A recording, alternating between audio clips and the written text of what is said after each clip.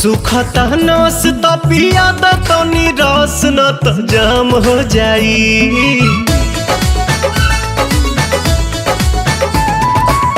सुखता नस त पिया द तनी रस न त जाम हो जाई, न त जाम हो जाई। ए राजा चलो ना पिपरवा के तरवा ओही जैसा ना काम हो जाई। ए राजा चलो ना पिपरवा के तरवा ओही जैसा ना काम हो जाई। जानी बात टरकाव यही लागे ढरकाव रानी अजूरी में उठावा के पानी। बड़ा तेज पट धूप सब राजा रूप देखो काहे में फंस जवानी। राजा चलो ना पिपरवा के तरवा ओही जैसा ना काम हो जाई। ए राजा चलो ना पिपरवा के तरवा ओही जैसा ना काम हो जाई।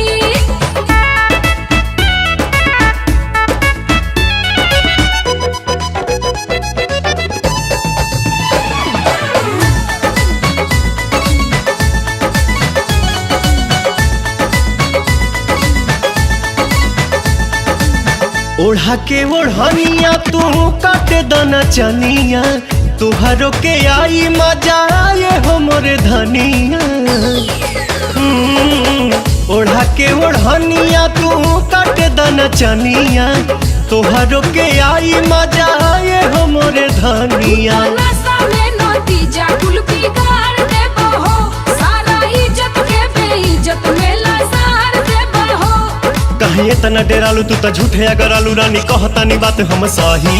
इह खेल बानी हमनी अकेले देखे गहुआ के लोग का कही। राजा चलो ना पिपरवा के तरवा ओही जैसा ना काम हो जाई। ए राजा चलो ना पिपरवा के तरवा ओही जैसा ना काम हो जाई।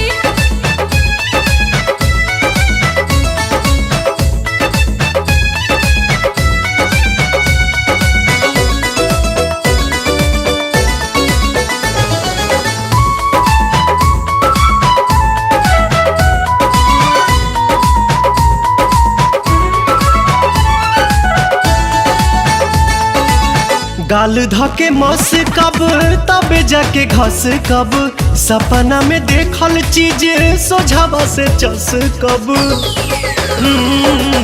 गाल धके मस कब तबे जाके घस कब, सपना में देखल चीज